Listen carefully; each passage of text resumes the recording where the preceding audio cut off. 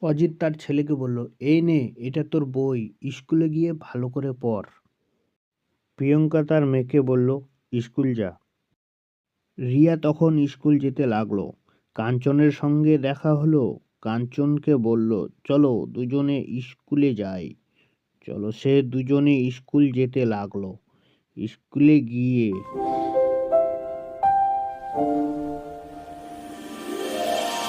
কাঞ্চন রিয়া দৌড়তে লেগে রিয়া পড়ে গেল। কাঞ্চন উঠালো। কাঞ্চন জিজ্ঞেস করলো, লাগেনি তো? না। চলো দুজন মিলে এখন আমরা খেলতে যাই। খেলতে লাগলো।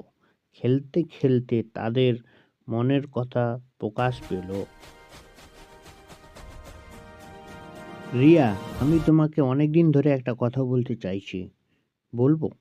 আমি তোমাকে খুব ভালোবাসি।